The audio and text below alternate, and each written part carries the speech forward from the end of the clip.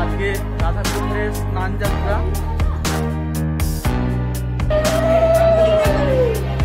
আমরা এখন গোবর্ধন পরিক্রমার মধ্যে রয়েছি।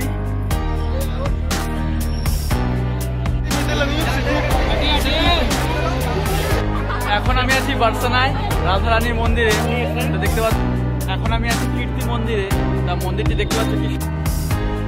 আমরা এখন এসেছি নন্দগাঁও দর্শন করতে। Hello friends, this is Sushant. Welcome back to my channel. আরেকটি নতুন ব্লগিং ভিডিওতে আপনাদের সকলকে স্বাগতম। আমরা চলেছি গয়া থেকে দিল্লির উদ্দেশ্যে এবং দিল্লি থেকে আমরা যাব বৃন্দাবনে। আপনারা যদি এখনো গয়া এবং বুদ্ধ গয়ার ভিডিও না দেখে থাকেন, ডেসক্রিপশন বক্স চেক করবেন, সেখানে আপনারা লিংক পেয়ে যাবেন। সেই ভিডিওগুলোও আপনারা দেখে নিতে পারেন।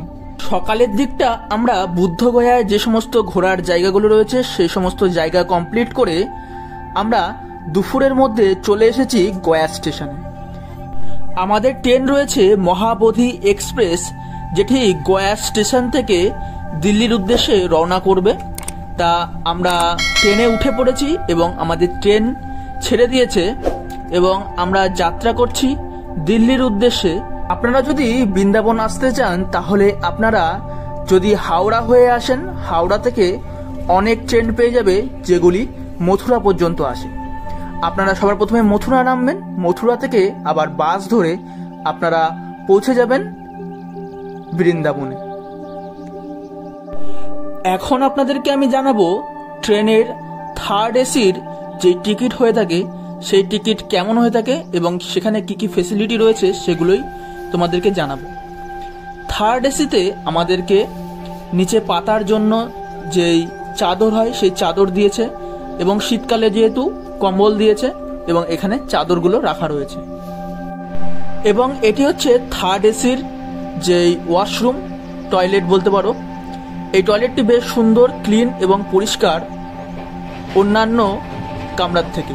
কারণ আমি স্লিপারে গেছি, স্লিপারে পরিষেবা ঠিক অতটা না, কিন্তু থার্ড এসির যে সমস্ত কামরা খুব সুন্দর এবং পরিষ্কার পরিচ্ছন্ন সমস্ত ব্যবস্থাই রয়েছে। আপনারা দেখতেই পাচ্ছেন সবকিছু নিট অ্যান্ড ক্লিন।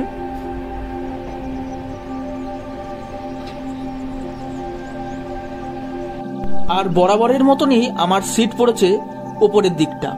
তা ওপরের দিকে উঠে আমি আরামসে শুয়ে পড়েছি। তা বন্ধুরা, আমি এখন শুয়ে পড়ব। তোমাদের সঙ্গে দেখা হবে কাল ভোর সকালবেলা দিল্লি স্টেশনে। গুড মর্নিং বন্ধুরা, আমি এখন আছি দিল্লিতে। এই ট্রেনটি তোমরা দেখতে পাচ্ছ, এই ট্রেনটি কালকে গয়া থেকে ছেড়েছে 2টো নাগাদ এবং এই ট্রেনটি পরের দিন ভোরবেলা এসে পৌঁছেছে 4টে থেকে 4:30-র মধ্যে দিল্লিতে। অনেক সকালে যেহেতু দিল্লি স্টেশনে নেমেছি, সেই কারণে স্টেশনে নেমে স্টেশনে কিছুক্ষণ ওয়েট করছিলাম যেন গাড়ি ঘোড়া চলা শুরু হয় এবং আমরা যেন সহজে গাড়ি পেয়ে যাই। সেই কারণেও কিছুক্ষণ সময় দিল্লির যে স্টেশনেই ওয়েট করছিলাম। তা বন্ধুরা, তোমরা দেখতে পাচ্ছ ভোরবেলাতে দিল্লির যে স্টেশন, সেই স্টেশন প্রচুর গাড়ি ঘোড়া রয়েছে। তা দিল্লি স্টেশন থেকে আমরা একটি গাড়ি নিয়ে আমাদের দিল্লিতে একজন রিলেটিভ রয়েছে, তার বাড়িতে সবার প্রথমে যাব। বন্ধুরা, আপনাদের কাছে এটুকুই রিকোয়েস্ট, আপনারা ভিডিওটি শেষ পর্যন্ত বসে দেখুন। আপনারা বাড়িতে বসেই বৃন্দাবন দর্শন করতে পারবেন। তা বন্ধুরা, তোমরা যদি আমার চ্যানেলে নতুন হয়ে থাকো অবশ্যই চ্যানেলটিকে সাবস্ক্রাইব করে বেল বাটনটাকে ক্লিক করে সাথেই থেকো এবং ভিডিওটিকে এখনই লাইক করে অবশ্যই একটি কমেন্ট করে দাও, রাধে রাধে।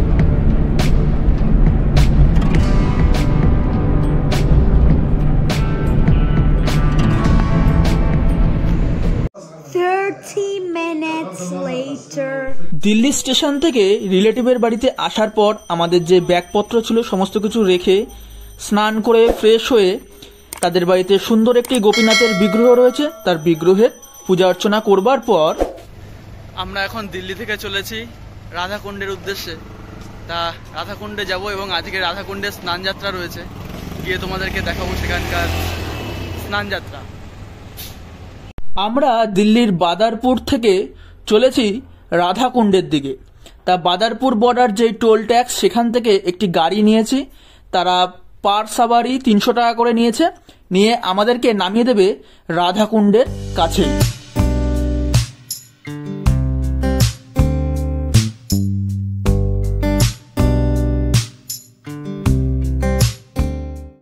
বন্ধুরা, আজ 5ই নভেম্বর। আজ রাধাকুণ্ডে রাধাকুণ্ডাষ্টমী। তা এই রাধাকুণ্ডের যেই মাহাত্ম্য রয়েছে সেই মাহাত্ম্য যদি আমরা জানি, তাহলে আমরা যখন দর্শন করব সেই জিনিসটাকে আমরা ভালো করে ফিল করতে পারবো।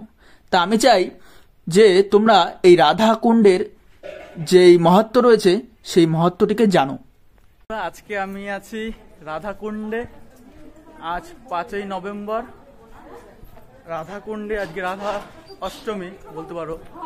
আজকে রাধাকুণ্ডে স্নান যাত্রা। তা আমরা আজকে এখন থেকে শুরু করব গিরিরাজ পরিক্রমা। এখন বাজে 4:30। পুরো গিরিরাজ পরিক্রমা দেওয়ার পর রাধাকুণ্ডে স্নান করব। তা বন্ধুরা, এখন আমি তোমাদেরকে রাধাকুণ্ডের আশেপাশে যে সমস্ত মন্দিরগুলো রয়েছে সেই মন্দিরগুলো দর্শন করাবো এবং যেতে যেতে তোমাদেরকে এই রাধাকুণ্ডের মহত্ব বা এখানকার যে লীলা সেই লীলার সম্পর্কেও তোমাদেরকে জানাবো। তা বন্ধুরা, বলার সময় যদি কিছু ভুলভ্রান্তি হয় অবশ্যই ক্ষমাসূচক দৃষ্টিতে দেখবেন। ভগবান শ্রীকৃষ্ণের বাল্যলীলায় শ্রীকৃষ্ণকে মারার জন্য যখন কংস অনেক রাক্ষস অনেক দৈত্য পাঠাচ্ছিল এবং এক এক করে সমস্ত দৈত্যের বধ হচ্ছিল, তার মধ্যে অরিষ্ঠাসুর বলে এক রাক্ষস বা দৈত্যকে পাঠানো হয় ভগবান শ্রীকৃষ্ণকে মারার জন্য। এই অরিষ্ঠাসুর একটি গরুর রূপ নিয়ে, বা যেই বড় বড় শিংওয়ালা যে গাই বলদ, হিন্দিতে যাকে বলে ব্যাল, এরকম একটা রূপ নিয়ে সে তখন বৃন্দাবনে আসে। বৃন্দাবনে যখন আসে সেই ব্যালটি বা সেই গরুটি একদম হিংসাত্মকভাবে সবাইকে গুতাতে শুরু করে এবং একটা উশৃঙ্খল পরিবেশের শুরু করে এবং মানুষজন সবাই ভয়ে দৌড়ে পালাতে শুরু করে। সেই সময় তার কৃষ্ণের যে সহপাঠীরা ছিল তারা কৃষ্ণের কাছে আসে এবং এই ঘটনাটি তারা বলে। তখন শ্রীকৃষ্ণ সেই গরুটির শিং ধরে ঘোরাতে শুরু করে, ঘুরিয়ে এবং ছুঁড়ে ফেলে দেয়। সেই অবস্থাতেই সেই অরিষ্টাসুর রাক্ষসের বধ হয়ে যায়। বৃন্দাবনে গোমাতাকে সবাই অনেক বেশি ভালোবাসে, কিন্তু কৃষ্ণের হাতে এই গোহত্যা হয়েছে এটা দেখে সবাই দুঃখী হয়ে যায়। তার যে সহপাঠী মধুমঙ্গল বলে, তোমার এই কাজটি করা ঠিক হয়নি, তুমি অন্য কিছু করতে, গরুটিকে তাড়িয়ে দিতে বা তুমি অন্য কোনো লীলা করতে, কিন্তু তোমার মারা ঠিক হয়নি, তোমার উপরে গোহত্যার পাপ লেগেছে, তার প্রায়শ্চিত্ত তোমাকে করতে হবে। তখন ভগবান শ্রীকৃষ্ণ বলছেন, এখন আমাকে তাহলে কি করতে হবে? বলছে, ভারতে যত পূর্ণ তীর্থস্থান রয়েছে প্রত্যেক তীর্থস্থানে গিয়ে তোমাকে স্নান করতে হবে, তাহলেই তোমার মাথা থেকে এই গোহত্যার পাপ নামবে। তখন ভগবান শ্রীকৃষ্ণ বলছে, কোথায় আমি যাব, কোথায় কোথায় আমি ঘুরে বেড়াবো, তার থেকে ভালো যদি এই ভারতবর্ষে যত পবিত্র তীর্থস্থান রয়েছে সেখানকার যে জল রয়েছে তাদেরকে যদি আমি এখানে নিয়ে আসি এবং সেই জলে যদি আমি স্নান করি তাহলে কি কাজ হবে? তাহলে তখন তার সহপাঠীরা বলছে, হ্যাঁ, তাহলে কাজ হয়ে যাবে। তখন ভগবান শ্রীকৃষ্ণ গোবর্ধন পর্বতের কাছে তার যেই কোমরে গোজা ছিল একটি বাঁশি, সেই বাঁশি দিয়ে একটি কুণ্ড নির্মাণ করেন, যেই কুণ্ডের নাম শ্যাম কুণ্ড, এবং সেখানে ভগবান শ্রীকৃষ্ণ স্নান করে তার সমস্ত পাপ দূরীভূত করে। ভগবান শ্রীকৃষ্ণের সখাগণ এবং শ্রীমতী রাধারানীর সখীগণ, তাদের মধ্যে মাঝে মধ্যে বিভিন্ন রকম জিনিস নিয়ে আলোচনা হয় এবং তাদের মধ্যে মনসুখ বলে একজন রয়েছে, সে ললিতা সখীকে বলছে যে আমাদের কৃষ্ণের একটি কুণ্ড রয়েছে, তোমাদের রাধারানীর কি কোনো কুণ্ড রয়েছে? তখন ললিতা সখী বলছে যে আমাদের রাধারানীর কোনো গোহত্যার পাপ লাগেনি যে তার কুণ্ড থাকবে।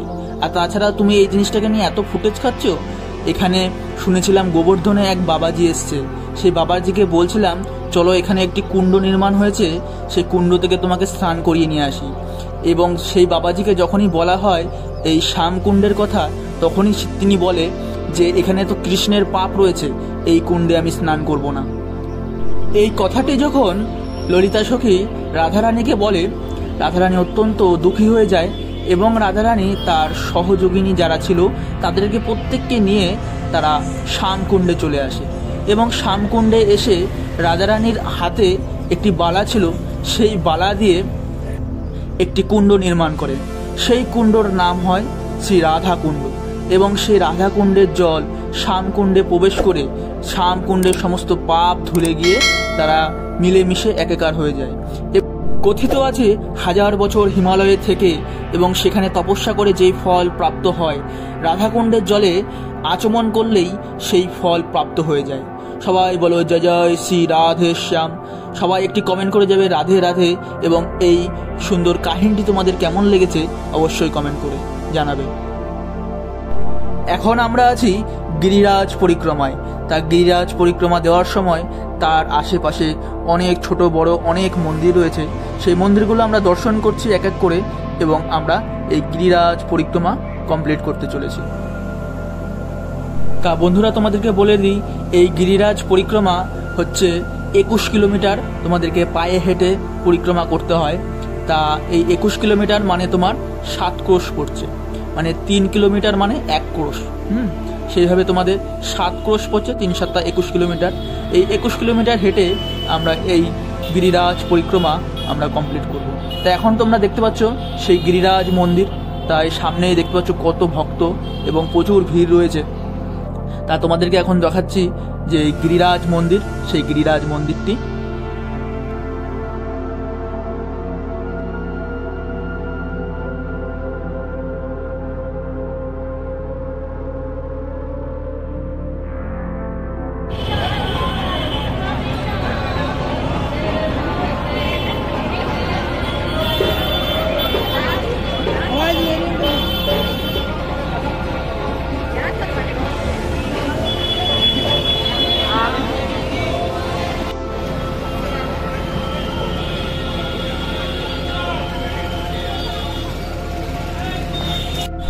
এটি দেখতে পাচ্ছ, এটি গোবর্ধন পর্বত যে পরিক্রমা, সেই পরিক্রমা মার্গ।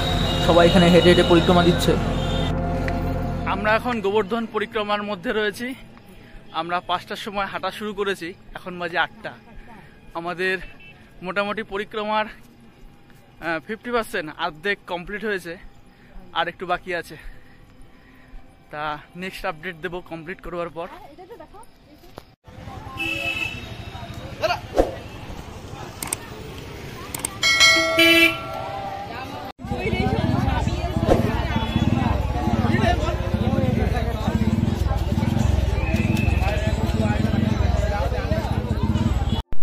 গিরিরাজ পরিক্রমা কমপ্লিট করে এখন আমি আছি রাধাকুণ্ডের সামনে।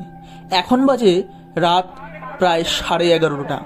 তা এইখানে যেই রাধাকুণ্ডে আজকে যেহেতু স্নান, তা 12টা বাজবে।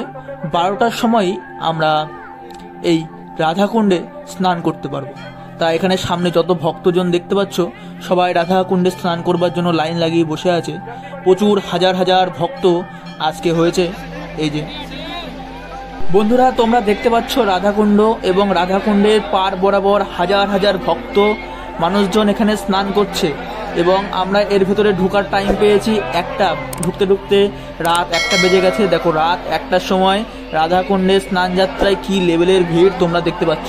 তা বন্ধুরা, আমি এই রাধাকুণ্ডের জলে ডুব লাগাবো, স্নান করব, এবং তারপরে এখান থেকে আমাদের রাধাকুণ্ডে যে এখানে রুম নেওয়া হয়েছে সেই রুমে ফিরে যাব।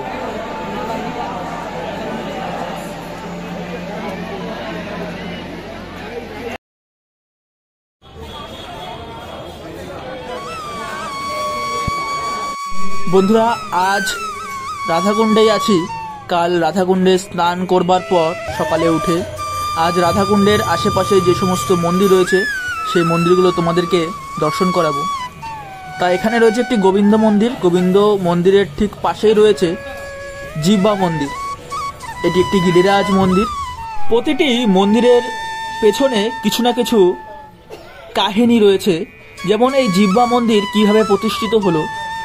এখানে গোপীগণ একটি জল তোলার জন্য আগেকার দিনে যে কুয়ো নির্মাণ করা হতো, কুয়ো নির্মাণ করা হয়, এবং কুয়ো নির্মাণ করতে গিয়ে সেখানে যেই গিরিরাজ শিলা ছিল সেই শিলা ক্ষয়প্রাপ্ত হয় বা ভেঙে যায়। তারপরেই সেই শিলা থেকে নাকি রক্তপাত হতে শুরু করে, এবং পরবর্তীকালে সেই ভেঙে যাওয়া শিলাটিকে এখানে প্রতিষ্ঠিত করা হয়। কথিত আছে পুরো গিরিরাজ পরিক্রমা দেওয়ার পরে যে ফল প্রাপ্ত হয়, যারা পুরো গিরিরাজ পরিক্রমা দিতে পারবে না, তারা যদি এই গিরিরাজ বা জিহ্বা মন্দির পরিক্রমা দেয় তাহলে সেই ফল লাভ করে। এরকম কথিত আছে। কালকে রাধাকুণ্ডে স্নান করবার পর যে যার বস্ত্র এখানেই ছেড়ে গেছে। এখন আপনারা রাধাকুণ্ডকে খুব সুন্দরভাবে দর্শন করতে পারবে।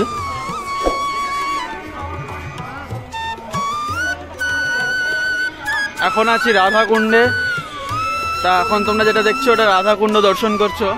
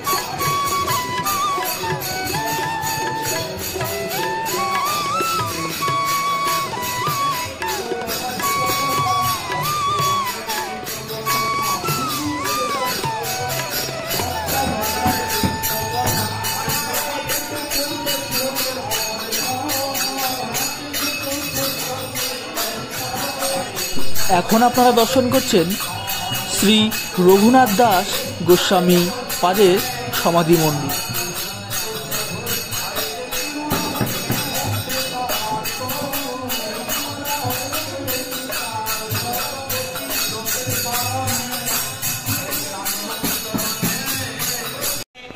এখন আপনারা দেখছেন মা জাহ্নবী ঠাকুরানীর একটি মন্দির। আরে জোড়ো হাত করি তুমি কহ ধন্য বিনয় বাণী, হাত করি তুমি কহ ধন্য বিনয় বাণী। আরে পরীক্ষা না করিবে আমাদের অদম বরাকময়ী সেই পদের যোগ্য নয়, অদম বরাকময়ী সেই পদের যোগ্য নয়। আরে যোগ্য ব্যক্তি বসান এখন আমরা দেখছি মা জাহ্নবী ঠাকুরানী তার সমাধি মন্দির। গুণের নাহি পাই পাড়া ধন্য ধন্য পরা, গুণের নাহি পাই পাড়া ওরে এমন প্রভু আরে মহায় কিঞ্চন রূপ বৈষ্ণব মন্ডল ভূপ, বৈষ্ণব মন্ডল আরে বাহিরে না বুঝয়ে সকল, বাহিরে না বুঝয়ে সকল। আরে তুচ্ছ করি সব পদ জাগতিক সে সম্পদ, যোচ্ছ করি শৈবাস কেবল। আরে সদায় দুই কড় জুড়ি ধন্য বিনয় নম সিংহপ্রায় বৈষ্ণবের ধন্য ভূষণতায়, শিষ্যীকরণের সিংহপ্রায় বৈষ্ণবের ধন্য ভূষণতায় অধিভূত গুণের। রাধাকুণ্ড থেকে এখন আমরা চলেছি বারসানায়। বারসানায় শ্রী লাডলিজি রাধারানীর যেই মন্দির সেই মন্দির দর্শন করতে। তা বন্ধুরা, তোমরা যদি রাধাকুণ্ড থেকে বারসানা যাও সবসময় চেষ্টা করবে যে যেই অটো রয়েছে সেই অটো নেওয়ার জন্য। কারণ কি, একটু দূরের রাস্তা যদি যাও বা দূরের যে সমস্ত দর্শনীয় স্থানগুলো যাও অটো করেই। কারণ কি, টোটোর ওপর ভরসা করা যায় না, যেখানে সেখানে দাঁড়িয়ে যেতে পারে। আমরা খুবই প্রবলেমের মধ্যে পড়েছিলাম, সেই প্রবলেমটি তোমাদেরকে পরে শোনাবো কি হয়েছিল। আমরা রাধাকুণ্ড থেকে চলেছি বারসানা এবং বারসানার আশেপাশে যে সমস্ত মন্দিরগুলো রয়েছে সেই মন্দিরগুলো দর্শন করব এবং আমরা যাব নন্দগাঁও এবং নন্দগাঁওয়ের নন্দমহল আমরা দর্শন করব। এগুলোর জন্য আমাদের কাছ থেকে টোটাল টোটো ভাড়া নিয়েছে 700 টাকা। তা অবশ্যই তোমরা বার্গেনিং করে নেবে, কে কত টাকা নিচ্ছে একটা বার্গেনিং করে তারপরে তোমরা টোটো বুক করে নেবে।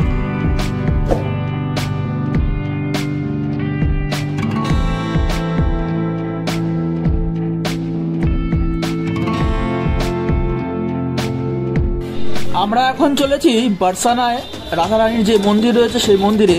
তা এটা দেখতে পাচ্ছ, এটা হচ্ছে মেন এন্ট্রি গেট, এখান দিয়েই যেতে হবে। রাধারানীর এই মন্দিরটিকে বরসানার লাডলিজি মন্দির বা রাধারানী মহলও বলা হয়ে থাকে।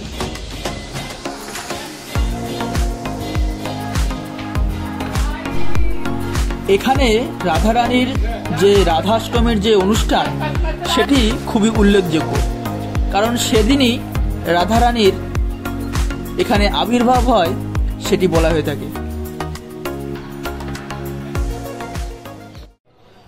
এখন আমরা আছি বরসানা ধাম রাধারানীর মন্দিরে।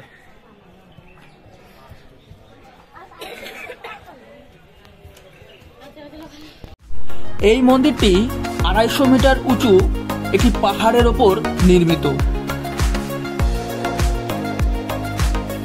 রাধারানীর এই মন্দিরটি অনেকটা পাহাড়ের ওপরে, সে কারণে অনেক সিঁড়ি দেখতে পাচ্ছ। অনেক সিঁড়ি বেয়ে আমাদেরকে উপরের দিকে উঠতে হবে। তা এই সিঁড়ির আশেপাশে দেখতে পাচ্ছ অনেক দোকান, যেখান থেকে পুজোর বিভিন্ন রকম সামগ্রী তোমরা এখান থেকে নিয়ে উপরে যেতে পারবে।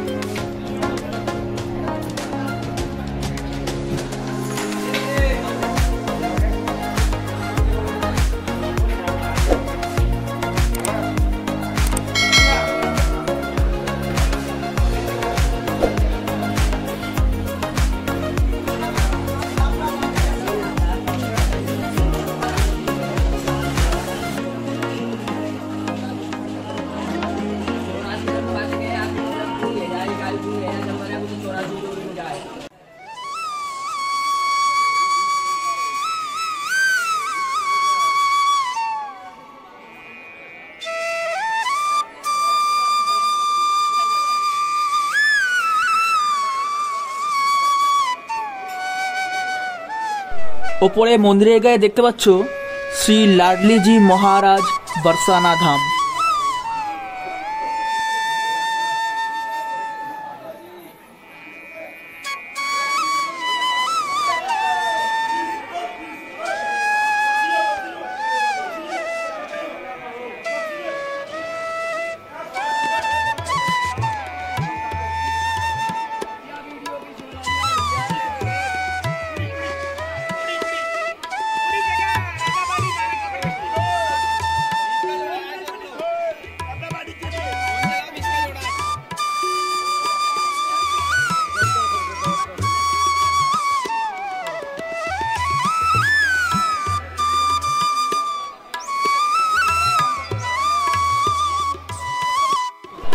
বন্ধুরা, এখন তোমরা দর্শন করছো বরসানার যে রাধারানী মন্দির, সেই রাধারানী মন্দির দেখতে পাচ্ছ। অনেক প্রাচীন মন্দির, এই সাইডে পুরো একটা মহলের মতো, ওপরে অনেকগুলো মিনার দেখতে পাচ্ছ।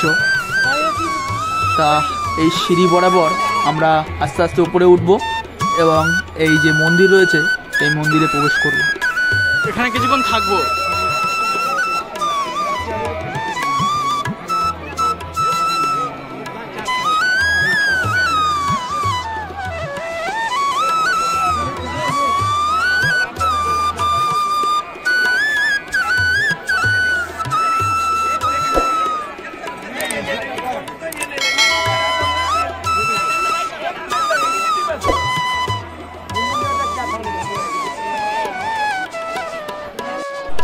রাধারানী মন্দিরের উপর থেকে দেখতে পাচ্ছ পুরো মথুরা শহর, কি সুন্দর লাগছে।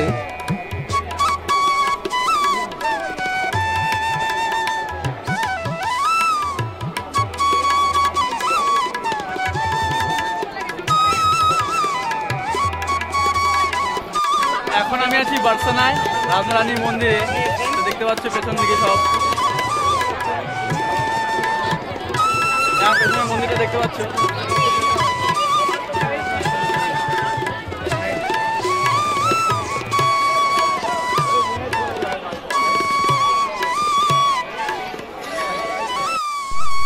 অনেকে বলে রাধারানীর কৃপা ছাড়া এই রাধারানীর যে মন্দির, এই মন্দিরে কেউ আসতে পারে না। তা তোমরা সকলেই লেখো জয় জয় শ্রী রাধেশ্যাম বা রাধে রাধে লেখো। রাধারানী তোমাদেরকে অনেক কৃপা করুক এবং তোমরা আসো বরসানা ধাম এসে রাধারানীকে দর্শন করে যাও। খুবই আধ্যাত্মিক একটি জায়গা, খুব সুন্দর, যেন একদম মন শান্ত হয়ে যাবে, খুবই ভালো লাগবে এই মন্দিরটি।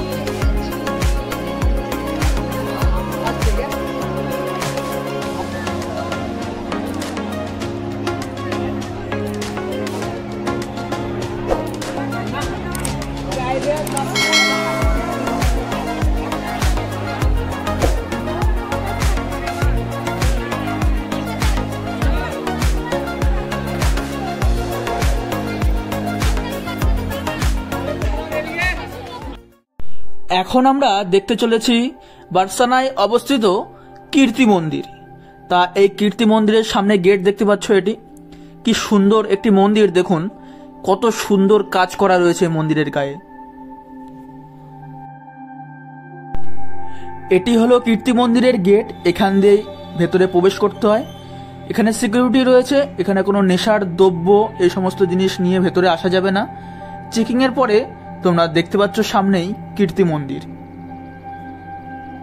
একটা গান আমার মনে পড়ছে, জয় বিশ্ববানু জয় কীর্তি দাস সুন্দরী, জয় পূর্ণামাসী জয় আভির নগরী।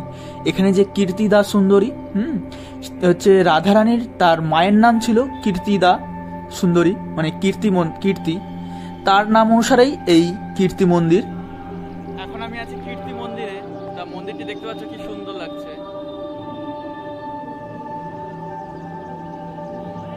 এই মন্দিরটি নির্মাণ করেন জগৎগুরু শ্রী কৃপালু মহারাজ। তিনি এই মন্দিরটি নির্মাণ করেন এবং এই মন্দিরটি নির্মাণ করতে 15 বছর সময় লেগেছে এবং এই মন্দিরটি সম্পূর্ণ পাথরের নির্মাণ, সমস্ত কিছু পাথর দিয়েই তৈরি করা হয়েছে। বরসানায় রাধারানীর যে মহল, সেই মন্দির, তারপরেই এই কীর্তি মন্দির সবচেয়ে সুন্দর। সন্ধ্যের পর এই মন্দিরের সৌন্দর্য যেন 1000 গুণ বেশি বেড়ে যায়।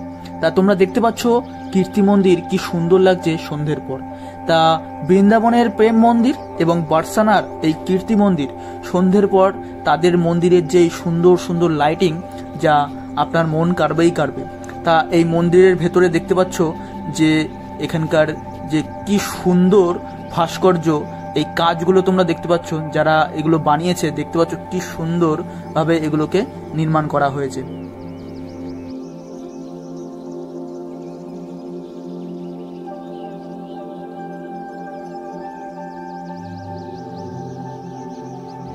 বন্ধুরা, এই মন্দিরের ভেতরে ভিডিওগ্রাফি অ্যালাউ নেই, তা আমি তোমাদেরকে দর্শন করাতে পারলাম না ভেতরের কি কি দর্শনীয় জায়গা রয়েছে। তা এই বাইরে অনেক সুন্দর সুন্দর যে এই লীলাগুলো রয়েছে, সেই লীলাগুলো সুন্দরভাবে তুলে ধরা হয়েছে। চলো আমি তোমাদেরকে সেই লীলাগুলোকে দর্শন করাই।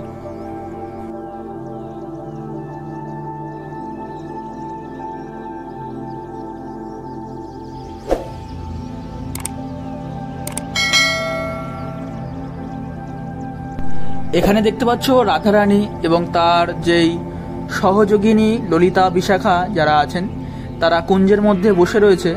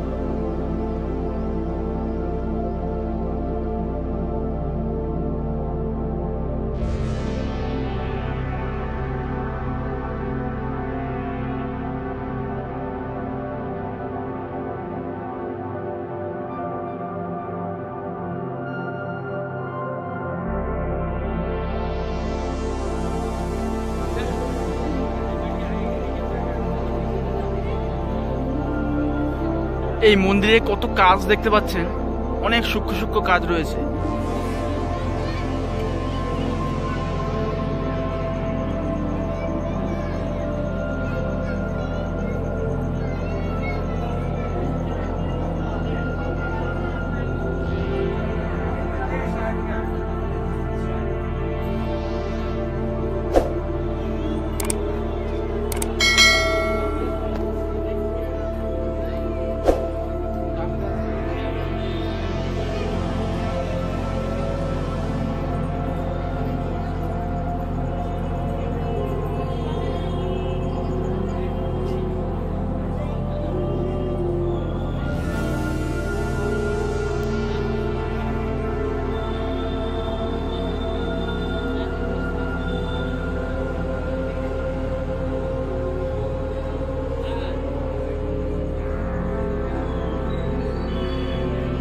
তা বন্ধুরা, এই ছিল কীর্তি মন্দির।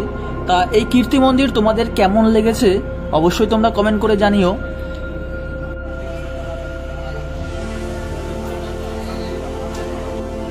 এখন আমরা চলেছি বার্সানার যেই নন্দমহল নন্দগাঁও, সেই নন্দগাঁও দেখতে এবং সেখানকার যে নন্দমহল আছে সেই নন্দমহল দেখতে।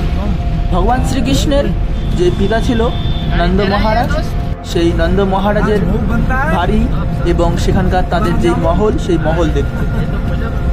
जिस गेट से आप अंदर जाओगे उसी गेट से आपको वापसी में आना है। 1 नंबर गेट है जो मंदिर में, वो पैदल का है। गेट के अंदर की तरफ लिखा हुआ है जिससे आप प्रवेश करोगे 2 नंबर गेट उसी।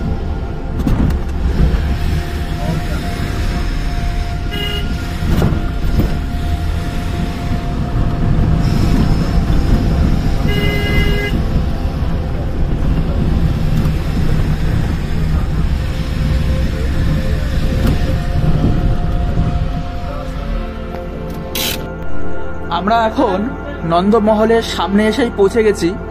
তা এখন আস্তে আস্তে এর ভেতরে ঢুকবো এবং নন্দ যে মহলটা, সেই মহলটাও তোমাদেরকে আমি দেখাবো।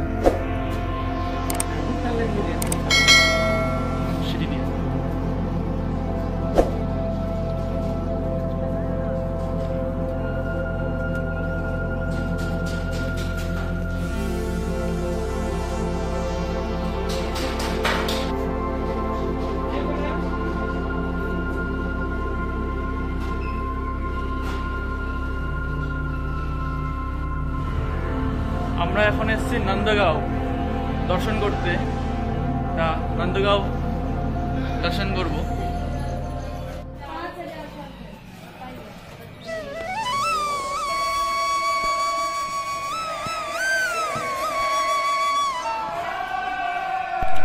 আপনারা এখন দর্শন করছেন নন্দমহল। তা আমরা এখন নন্দমহলের ভেতরে প্রবেশ করব।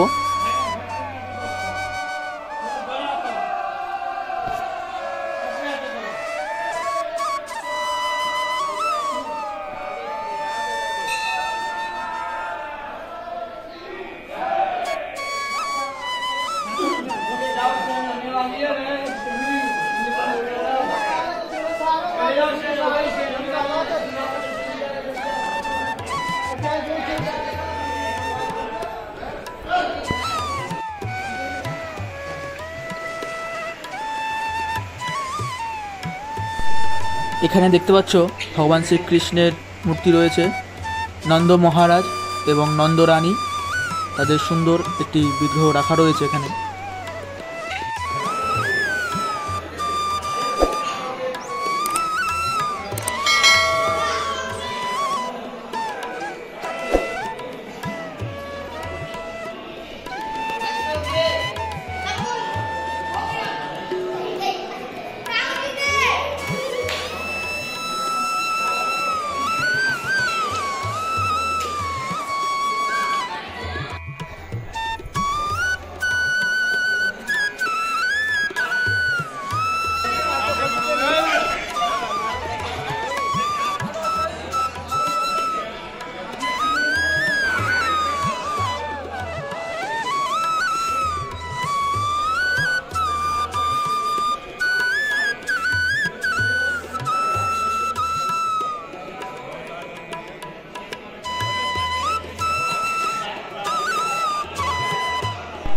তা বন্ধুরা, তোমরা দেখতে পাচ্ছ নন্দগাঁও, নন্দগাঁয়ের যে নন্দমহল, সেই নন্দমহলের ভেতরে দৃশ্য তোমরা এখন দেখতে পাচ্ছ। তা বন্ধুরা, আজকের ভিডিওটা এ পর্যন্তই থাকবে, নন্দমহল পর্যন্ত। তা আমরা তারপরে ব্যাক করে যাব। তা তোমাদেরকে নেক্সট ভিডিওতে দেখা হবে বৃন্দাবনে, এবং বৃন্দাবনের যে সমস্ত দর্শনীয় স্থানগুলো আমরা দেখব। মানে এটা হলো পার্ট 1, ওটা হবে পার্ট 2। কেন একটার মধ্যে সমস্ত ভিডিও দেওয়াটা খুবই অসম্ভব ব্যাপার, সেই কারণে নেক্সট পার্ট বেরোবে। নেক্সট পার্টের মধ্যে তোমরা বৃন্দাবন ধামের সমস্ত জায়গাগুলো তোমাদেরকে দর্শন করাবো। তা বন্ধুরা, কেমন লেগেছে ভিডিওটা অবশ্যই কমেন্ট করে জানাবে, এবং তোমরা যদি আমার চ্যানেলে নতুন হয়ে থাকো অবশ্যই চ্যানেলটিকে সাবস্ক্রাইব করে বেল বাটনটা ক্লিক করে সাথেই থাকবে।